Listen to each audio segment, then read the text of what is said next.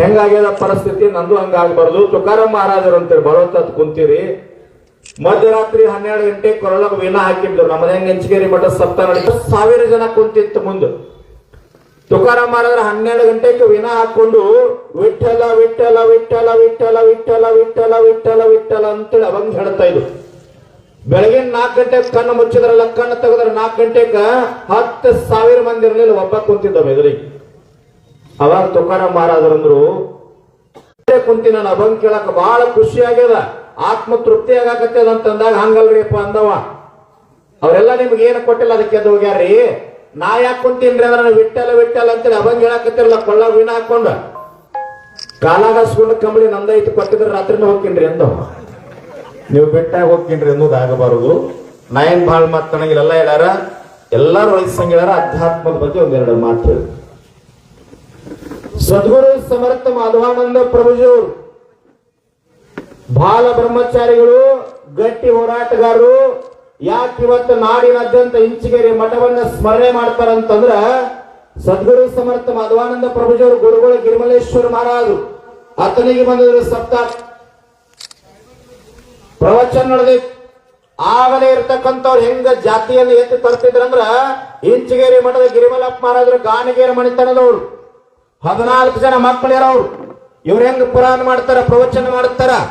ಇವರು ಸುಳ್ಳದಾರ, ಜ್ಞಾನಿ ಅಲ್ಲ ಅಂತೇಳಿ ಅತನಿ ಒಳಗ ಟೀಕಾ ಮಾಡ್ಲಿಕ್ಕತ್ರು. ಅಲ್ಲಿರ್ತಕ್ಕಂಥವ್ರು ಅಂತಾರ ಇವರು ಜ್ಞಾನಿ ಅದಾರ ಇಲ್ಲ ಅಂತ ಪರೀಕ್ಷೆ ಮಾಡೋಣ ಅಂತ ಹೇಳಿ ಧಾರವಾಡದ ಮೃತ್ಯುಂಜಯ ಅಪ್ಪಗಳನ್ನ ಕರೆಸ್ತಾರ. ಕುರ್ಚಿ ಹಾಕಿ ಕುಣಿಸ್ತಾರ. ಗಿರಿಮಲಪ್ಪ ಮಹಾರಾಜರಿಗೆ ಪುರಾಣ ಮಾಡಕ್ ಹೇಳ್ತಾರ. ಇಂಚಿಗೇರಿ ಅಧ್ಯಾತ್ಮ ಸಂಪ್ರದಾಯದ ಗ್ರಂಥ ದಾಸಬೋಧ ಮ್ಯಾಗ ವಿಮಲ ಬ್ರಹ್ಮ ನಿರೂಪಣೆ ಮ್ಯಾಗ 1.5 ತಾಸು ಪುರಾಣ ಮಾಡ್ತಾರ ಗಿರಿಮಲೇಶ್ವರ ಮಹಾರಾಜರು. ಪುರಾಣ ಮುಗಿಸಿ ಮ್ಯಾಗ ಹೇಳೋದ್ರೊಳಗ ಧಾರವಾಡದ ಮೃತ್ಯುಂಜಯ ಅಪ್ಪಗಳು ಎದ್ದ ನಿಂತ ಗಿರಿಮಲಪ್ಪ ಮಹಾರಾಜರು ತಪ್ಕೊಂಡು ತೈ ತೈ ತೈ ಅಂತ ಕುಣಿದಾಡ್ತಾರ. ಅತನಿಯವ್ರು ಎಂತ ಜನ ಆದಿರು. ಬರಗಾಲ ನಾಡಿನೊಳಗ ಮಳಿ ಬಂದಂಗ ಇಂಚಿಗೇರಿ ಗಿರಿಮಲಪ್ಪ ಅಂದಾನ, ನಿಜವಾದ ಬ್ರಹ್ಮಜ್ಞಾನಿ ಅದಾನ. ಜಗತ್ ಹಿಂಗಿದ್ದದ ಹಿಂಗ ತಿರುವಂತ ತಾಕತ್ತಿರ್ತಕ್ಕಂಥ ಬಾಬುಸಾಹೇಬ್ ಮಹಾರಾಜರ ಪರಮ ಶಿಷ್ಯ ಗಿರಿಮಲಪ್ಪ ಮಹಾರಾಜರದರು. ಅವನ ಪಾದ ಹಿಡಿದು ಅತನಿಯವರೆಲ್ಲ ಉದ್ಧಾರ ಆಗರು, ನೀವೆಲ್ಲ ಬೆಳೆದು ಬಿಡುತ್ತೀರಿ ಅಂತ ಹೇಳಿದ್ರು. ಅವಾಗ ಈ ಬಬಲಾದಿ ಮಂದಿ ಒಂದು ನಮಗೆ ಬಹಳ ಕಾಡ್ಲಿಕ್ಕೆ. ಶಿವಾನಂದ್ ಸರ್ ಹೆಂಗಂದ್ರೆ ನೀವೆಲ್ಲ ಪೊಲೀಸ್ ಡಿಪಾರ್ಟ್ಮೆಂಟ್ ಕೆಲಸ ಮಾಡಿರಿ. ನಾನು ಇನ್ನೊಂದು ಊರಾಗ ಹೇಳೀನಿ, ಈ ರೈಸ್ ಸಂಘ 300 ಕುಡಿಸೋದು ದೊಡ್ಡದಲ್ಲ, ಇದು 1000-5000 ಕುಡಿಸೋದು ದೊಡ್ಡದಲ್ಲ. ಹೋರಾಟಗಾರ ಇವ್ರು ಮಾಡೇ ಮಾಡ್ತಾರ, ಅದು ಸಿಗ್ತೈತಿ ಇವರೆಲ್ಲ ಮುಖಂಡರ ನೇತೃತ್ವದೊಳಗೆ. ಈ ಸರ್ ನಂದೇನು ವಿಚಾರ ಐತಿ, ಹೊಲದೊಳಗ ಗಾಂಜಾ ಬೆಳೆದಂದ್ರೆ ಅವ್ನ ಅರೆಸ್ಟ್ ಮಾಡ್ತಾರಲ್ರಿ, ಕಲ್ಯಾಣವ್ರು ಮಾಡ್ತಾರಲ್ರಿಪ್ಪ. ಯಾರೇ ಗಾಂಜಾ ಬೆಳೆದ್ರೆ ಅರೆಸ್ಟ್ ಮಾಡ್ತಾರ, ಗಾಂಜಾ ಮಾರವನ್ನ ಅರೆಸ್ಟ್ ಮಾಡ್ತಾರ. ಶರೆ ಕುಡ್ದವನ ಮ್ಯಾಗ ಹೊಂಟಂದ್ರೆ ಕೇಸ್ ಹಾಕ್ಬೇಕಂತೇಳಿ ಮನೆ SP ಅವ್ರು ಹೇಳ್ಯಾರಿಲ್ರಿ. ನಂದೇನೈತಿ, ಗಾಂಜಾ ಬೆಳೆದವನ ಹೆಂಗ್ ಮಾರಾಟ ಮಾಡ್ತಾರಲ್ಲ ಶಿವಾನಂದ್ ಸರ್, ಕಾನೂನು ಪ್ರಕಾರ ಶರೆ ಮಾರವನು ಅರೆಸ್ಟ್ ಮಾಡ್ರಿ ಅಂತೀನಿ. ಯಾರು ಮಾಡ್ತಾರ್ರಿ ಸೆರೆ? ಸರ್ಕಾರ ಸೆರೆ ಮಾರ್ತದ, ಹೌದಿಲ್ರಿ? ಇವ್ರು ಇನ್ನೊಂದು ವರ್ಷ ಒಳಗೆ ಬಂದ್ ಮಾಡಿದ್ರೆ ಬಂದ್ ಮಾಡ್ತಾರ. ಮಾಡ್ಲಿಲ್ಲ ಅಂದ್ರ ನಾವೇನ್ ಮಾಡೋನು, ಎಲ್ಲ 224 MLA ಮ್ಯಾಗ ಒಂದೊಂದು ಊರಾಗ 100 ಕೇಸ್ ಹಾಕ್ಬಿಡೋನು. ಸರಿ ಅವ್ರ ಮಾರಾಕತ್ತಾರಿಲ್ರಿ. MSI ಅವರ ಕೂಡ ಕತ್ತಾರ, ಸೆರೆದ ಅಂಗಡಿ ಪರ್ಮಿಷನ್ ಅವರ ಕೂಡ ಕತ್ತಾರ.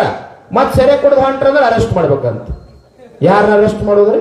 ಎಲ್ಲಿ ಹೊಂಟದ ಕಾನೂನು? ಮುಖ್ಯಮಂತ್ರಿ ಹಿಡ್ಕೊಂಡು ಎಲ್ಲ MLA ಗಳ ಮ್ಯಾಗ ನಾವು ಕೇಸ್ ಮಾಡೋಣ. ಸೆರೆ ಮಾರವ್ರು ನೀವು ಅದಿರಪ್ಪ, ನಿಮ್ಮನ್ನ ಅರೆಸ್ಟ್ ಮಾಡೋಣ ಅಂತ. ನಾ ಯಾಕೆ ದುಃಖದಿಂದ ಹೇಳಾಕತ್ತೀನಿ ಅಂತಂದ್ರ ಈ ಜಗತ್ತಿನೊಳಗೆ ಬದಲಾವಣೆ ಬರ್ಬೇಕು. ಬರೀ ಸುಮ್ಮನೆ ಏನ್ರ ಮಾತಾಡಿ ಹೋಗೋದಲ್ಲ. ಯಾಕೆ ಬದಲಾವಣೆ ಅಂತೀನಿ ಅಂತಂದ್ರ ಇವತ್ತು 12, 13, 14 ವರ್ಷದ ಯುವಕರೆಲ್ಲ ಸೆರೆ ಕೊಡೋದು. ತಂದೆ ತಾಯಿ ಜೀವಂತಿದ್ದಾಗ ಇವರು ಸಾಯಕತ್ತೆ, ಇವ್ರಿಗೆ ಬೆಂಕಿ ತಂದೆ ತಾಯಿ ಇಡಾಕತ್ತೆ. ಅದಕ್ಕೆ ನೋವೈತ್ ನನಗೆ. ಇದು ಬಂದಾಗಬೇಕು. ಇವತ್ತು ನೋಡ್ರಿ, ಹಾಲು ಮಾರಾಟ ಮಾಡೋ ಅಂಗಡಿ ಮುಂದೆ, ಕಿರಾಣಿ ಅಂಗಡಿ ಮುಂದೆ ಒಬ್ಬರಿಬ್ಬರು ಇರ್ತಾರ. ಸೆರೆದ ಅಂಗಡಿ ಮುಂದೆ ಸಾಯಂಕಾಲ 6 ಗಂಟೆ ಆತಂದ್ರ 100 ಮಂದಿ ನಂಬರ್ ಹಚ್ಚಿರ್ತಾರ. ಎಲ್ಲಿ ಹೊಂಟದ್ರಿ ಸಂಸ್ಕಾರ? ಮಗ ಶಿಕ್ಷಣ ಕಲಿತು ನೌಕರಿ ಹಿಡದ ತಂದೆ ತಾಯಿ ನೋಡ್ತಾನಂತೇಳಿ ತಂದೆ ತಾಯಿ ಆಸೆ ಇಟ್ಕೊಂಡ್ರೆ ಇವ್ ಚಟ ಕಲಿತು ಊರ 12 ದುಶ್ಚಟ ಕಲಿತಿವ ತಂದೆ ತಾಯಿ ಮುಂದನ ಶರೀರ ಬಿಡಾಕತ್ತಾನ. ತಂದೆ ತಾಯಿ ಕಣ್ಣೀರ್ ಹಾಕಿ ಅವನು ಮಣ್ಣು ಮಾಡಾಕತ್ತ. ಹೆಂಗ್ರಿ ಸಂತರ ಹಳೂರವ್ರು ಕರೆಕ್ಟ್ ಐತಿಲ್ರಿ ಮತ್ತ ಏನ್ ಹೇಳಿ ಏನು ಮಾಡೋದು? ಸಿದ್ದೇಶ್ವರ ಸ್ವಾಮಿಗಳು ಹೇಳ್ಯಾರ, ಪುರಾಣ ಹೇಳೋದು ಮುಗದೈತಿ, ಶಾಸ್ತ್ರ ಹೇಳೋದು ಮುಗದೈತಿ, ಗ್ರಂಥ ಹೇಳೋದು ಮುಗದೈತಿ, ಎಲ್ಲಾನು ಹೇಳಿದೆವು. ಅನುಕರಣೆ ಮಾಡ್ಕೋಬೇಕಾಗ್ಯದ. ಗುರ್ಲಾಪುರ್ ಯಾಕೆ ಗೆದ್ದೈತಿ ಇವತ್ತೊಂದು ಸತ್ಯ ಹೇಳ್ತೇನೆ ಮಲ್ಲಪ್ಪಣ್ಣ. ಇದು ರೈತ ಹೋರಾಟ ಐತಲ್ಲ, ಇದಕ್ಕೊಂದು ಹಿನ್ನೆಲೆ ಐತಿ. ಯಾಕ ಇವತ್ತು ಇಂಚಗೇರಿ ಮಠದೊಳಗೆ ಮಾತು ಹೇಳ್ತೀನಿ ಅಂದ್ರ, ಸದ್ಗುರು ಸಮರ್ಥ ಗಿರಿಮಲ್ಲೇಶ್ವರ ಮಹಾರಾಜರು ಗುರ್ಲಾಪುರ ಮ್ಯಾಗ ಎತ್ತಿನ ಬಂಡ್ಯಾಗ ಹಾದು ಹೊಂಟಿದ್ರು. ಹಾದು ಹೋಗುವಾಗ ಎಲ್ಲಾ ತಾಯಂದ್ರ ಗುರ್ಲಾಪುರ ಕ್ರಾಸಿಗೆ ಬಂದು ಇವತ್ತೇನು ಹೋರಾಟ ಮಾಡಿರಲ್ಲ ಸಶಲನ್ನ, ಅಲ್ಲಿ ಬಂದು ಆರತಿ ಮಾಡಕ್ ಬಂದ್ರಂತ.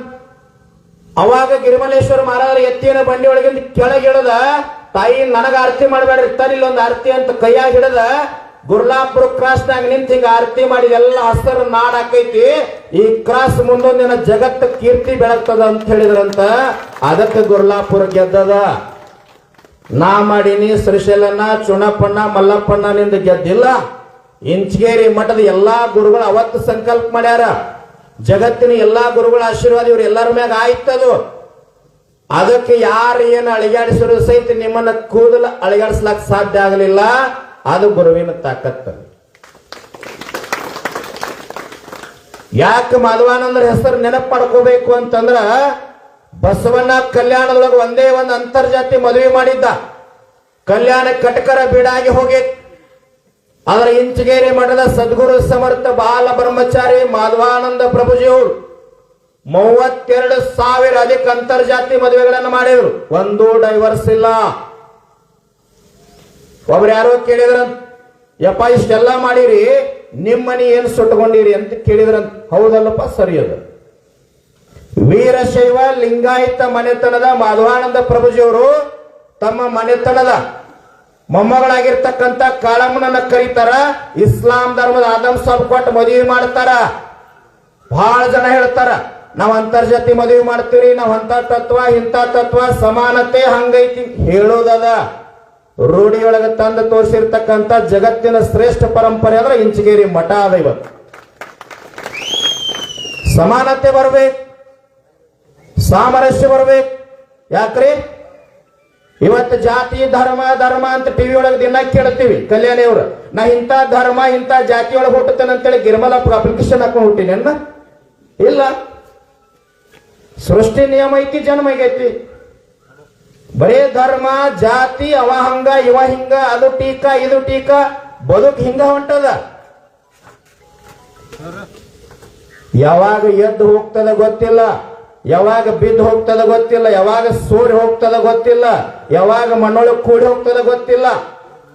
ಒಂದ ತಿಳ್ಕೋಬೇಕು, ಕೋವಿಡ್ ಆಗಿ ಹೋತ್ ಎಲ್ಲಾರ್ಗಿ, ಎಲ್ಲರೂ ಪಾರಾಗಿ ಬಂದೀವಿ. ಅದಕ್ಕ ಮಹಾತ್ಮರು ಹೇಳ್ಯಾರ, ಬಿದ್ದಿವ ಅಂತಿರೋ ಮಕ್ಕಳಿರ, ಭೂಮಿ ಎದ್ದೆದ್ದು ಬಡದೀತೋ ಮಕ್ಕಳಿರ, ಹದ್ದು ಕಾಗಿ ಹರ್ಕೊಂಡು ತಿನ್ನುವ ದಿನಮಾನಗಳು ಬರ್ತಾವ ಬಲು ಎಚ್ಚರ, ರೊಕ್ಕದ ಗಡಿಗೆ ಹೊತ್ತೋ ಇವಾಗ ಬಿಕ್ಕಿ ಬಿಕ್ಕಿ ಹತ್ತಿರೋ ಮಕ್ಕಳಿರ ಅಂತ ಹೇಳ್ತಾರೆ ಕಾಲಜ್ಞಾನ. ಉಳುವಿ ಚೆನ್ನ ಬಸವಣ್ಣ ಹೇಳ್ತಾನ, ಉಳುವಿಯ ಚೆನ್ನನ್ನು ಹುಟ್ಟಿ ಬರುವ ಕಲಿಯುಗದಳು ಜೊಳ್ಳ ಜೊಟ್ಟೆಲ್ಲ ಹಾರಿ ಹೋಗಿ ಗಟ್ಟಿ ಕಾಳು ಅಷ್ಟ ಉಳಿತಾವ ಅಂತ ಹೇಳಿದ್ದ. ಬಸವಾದಿ ಪ್ರಮುಖರ ಆಶೀರ್ವಾದದಿಂದ, ಮಗಳು ಕೂಡದ ಎಲ್ಲಾ ಲಿಂಗರ ಆಶೀರ್ವಾದದಿಂದ, ಇಂಚಗೇರಿ ಮಠದ ಮಾಧವಾನಂದರ ಆಶೀರ್ವಾದದಿಂದ ಕೋವಿಡ್ದೊಳಗೆ ನಿಮಗ ನಮಗ ಏನೂ ಆಗ್ಲಾರ್ದ ಜೀವಂತ ಅದೀವಿ ಅಂತಂದ್ರ ನಾವೆಲ್ಲ ಗಟ್ಟಿ ಕಾಳ ಅದೀವಿ. ಮತ್ತೇನು ಕೇಳಬೇಕು? ಪುರಾಣದಾಗ ಕುಡದ್ ಬಂದು ಕೂಗ್ ಹೊಡಿಬೇಕನ್ನ. ಬಾಜು ಮನೆಯವ್ರದ್ದು 1000 ಎಕರೆ 1000 ಟನ್ ಕಬ್ಬ 2000 ಟನ್ ಕಬ್ಬ ಆತರ ಮುಂಜಾನೆ ಎದ್ದ ಅವನು ಬಾಗಲ ಮುಂದೆ ಲಿಂಬೆಯನ್ನು ಹೋಗಿಬೇಕನ್ನ. ಯಾವುದೋ ಶಾಶ್ವತ ಅಲ್ಲ. ತಿಳ್ಕೋಬೇಕು, ಅರ್ಥಕೋಬೇಕು, ಬಲ್ಲವರು ಇರಬೇಕು, ಜ್ಞಾನಿಗಳಾಗಬೇಕು, ಸಂತರಾಗಬೇಕು, ಗುರುವಿನ ಒಡನಾಟ ಬರಬೇಕು, ಅಖಂಡತ್ವ ಬರಬೇಕು, ಇಲ್ಲಿ ಭಾವ ಪರಿಶುದ್ಧ ಆಗಬೇಕು. ಯಾಕೆ ಮಹಾತ್ಮರು ಇವತ್ತು ಕೋಟಿ ಕೋಟಿ ಕೋಟಿ ಜನ ಹುಟ್ಟಿವಿ, ಕೋಟಿ ಕೋಟಿ ಜನ ಸಾಯಕತ್ಯಾರ? ಇಂಚಗೇರಿ ಮಠದ ಮಾಧವಾನಂದರದ ಯಾಕೆ ಮೂರ್ತಿ ಆಗ್ಯದ? ತಮಗಾಗಿ ಬದುಕಲಿಲ್ಲ, ಮನಿಗಾಗಿ ಬದುಕಲಿಲ್ಲ, ಜಾತಿಗಾಗಿ ಬದುಕಲಿಲ್ಲ, ಊರಿಗಾಗಿ ಬದುಕಲಿಲ್ಲ, ಸಮಾಜಕ್ಕಾಗಿ ಬದುಕಿದ್ರು. ಇಲ್ಲೇ ಒಂದು ಫ್ಯಾಕ್ಟ್ರಿ ಹೆಸರು ಬೇಡ, ಹೋರಾಟ ಮಾಡಾಕತ್ತಿದ್ರ. ಫ್ಯಾಕ್ಟ್ರಿ ಮಾಲಕ್ ಹೊರಗೆ ಬಂದಂತ 5 ಲಕ್ಷ ರೂಪಾಯಿ ಕೊಡ್ತೀನಿ ಹೋರಾಟ ಹಿಂದ್ ತಕ್ಕೋರಿ ಅಂದಾಗ ಸದ್ಗುರು ಸಮರ್ಥ ಮಾಧವಾನಂದ ಪ್ರಭುಜಿಯವರು ಹೇಳಿದ್ರ ನನಗೆ ಯಾಕೆ 5 ಲಕ್ಷ ಕೊಡ್ತೀವೋ ಇದಕ್ಕೆ ಇನ್ನೊಂದ್ ಸ್ವಲ್ಪ ರೊಕ್ಕ ರೈತರು ಕೊಡ್ಲ ನೀನ ಬೆಳಿತಿ ಅಂದ್ರ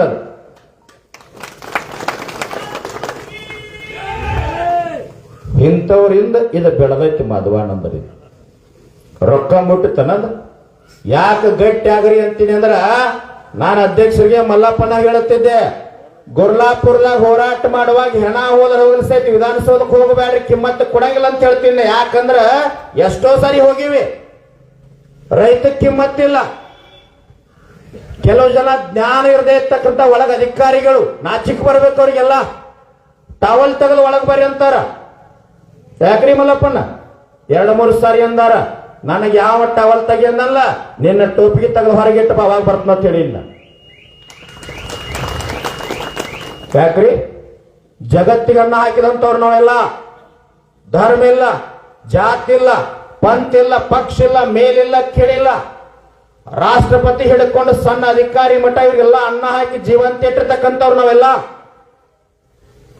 ಇಷ್ಟೆಲ್ಲ ಫ್ಯಾಕ್ಟ್ರಿ ಮಾಲಕರದಾರ ಇವರೆಲ್ಲ ಪಕ್ಷಾತೀತವಾಗಿ ಹೇಳ್ತೀನಿ ನಾನು ಯಾರು ಒಬ್ಬರೇ ಗುರ್ಲಾಪುರಕ್ಕೆ ಬಂದ್ರನ್ರಿ DCC ಬ್ಯಾಂಕಿನ ಸತ್ತ ಮುದುಕಿಗೆ ಕೈ ಹಿಡ್ದಾರ ನಾಳೆ ಮುಂಜಾನೆ ಸಾಯ್ತಿತ್ತಂದ್ರು ಕೈ ಹಿಡ್ದಾರ ಎದಕ್ ಬೇಕ್ರಿ ಇಂಥ ರಾಜಕೀಯ ಎಷ್ಟು ಮಂದಿ ಸತ್ತಾರು ನಾ ಬಹಳ ಸಾರಿ ಹೇಳಿನಿ ನಮ್ಮ ಜಿಲ್ಲೆಯವರ ಸುರೇಶ್ ಅಂಗಡಿ ಅಂತ ಹೇಳಿ ಕೋವಿಡ್ದಾಗ ಸತ್ತರು ವಿಮಾನದೊಳಗ ಅಡ್ಡಾಡ್ತಿದ್ರು AC ರೂಮ್ ಲಕ್ಷ ಗಟ್ಟಲೆ ರೊಕ್ಕ ಕಿಮ್ಮತ್ತಿರ್ಲಿಲ್ಲ MP ಇದ್ರು ರೈಲ್ವೆ ಸಚಿವರಾಗಿದ್ರು ಕೋವಿಡ್ದೊಳಗೆ ಸತ್ರ ಎಲ್ಲಿ ದೆಹಲಿ ಒಳಗೆ ಕರ್ನಾಟಕಕ್ಕೆ ಹೆಣ ಬರಲಿಲ್ಲ ಏನ್ ಮಾಡೋದು ತಗೊಂಡ ಹೆಂಡತಿ ಮಕ್ಕಳು ಹಿಂಗ ಸಹಿತ ಮುಟ್ಟಿಲ್ಲ ಇವತ್ತು 9 ದಿನ ಗುರ್ಲಾಪುರದಾಗ ಮಳಿ ರಾಡಿ ಚಡ್ಯಾಕ್ ಕುಂತೀವಿ ಅಂತ ಹೇಳಿ ನಾವು 11ಕ್ಕೆ ಬರ್ತೀವಿ 3 ಗಂಟೆಗೆ ಬಂದ್ರೆ ನೀವೆಲ್ಲ ಕುಂತಿರ್ಲ ಕುಂತ ನಮಗ್ ಮಾಲಿ ಹಾಕಿ ಏನು ಸನ್ಮಾನ ಮಾಡಿ ನೋಡಿ ಇದು ಶಾಶ್ವತ ಉಳಿತೀವಿ ರೊಕ್ಕ ಉಳಿಯಂಗಿಲ್ಲ ಭೂಮಿ ಉಳಿಯಂಗಿಲ್ಲ ಜ್ಞಾನಿಗಳು ಹೇಳ್ಯಾರ ಯಾವುದು ಹಿಂದೆ ಬೆನ್ನು ಹತ್ತುದಿಲ್ಲ ಅಂತ ಹೇಳ್ಯಾರ ಅದಕ್ಕೆ ಅಲೆಕ್ಸಾಂಡರ್ ಹೇಳ್ಯಾನವ ಈ ಬಂಗಾರ ಬೆಳ್ಳಿ ರೊಕ್ಕ ಭೂಮಿ ನನ್ನ ಹಿಂದೆ ಬರಂಗಿಲ್ಲ 3 ದಿನದ ಸಂತೆ ಐತಿ ಎಚ್ಚರ್ಲಿ ಎದ್ದು ಹೋಗ್ಬೇಕಂತ ಹೇಳ್ಯಾರ ಹಂಗಿರ್ಬೇಕು ನಾವು ಟೈಮ್ ಆಗ್ತಲ್ರಿ ಮತ್ತ ಹಂಗ ಜೋಶ್ನಾಗ ಹೋಗೋದಾಗ ಬರತ್ ನಮ್ದು ಮುಗಿಸೋಣ್ರಿ ಜೈ ಜಗತ್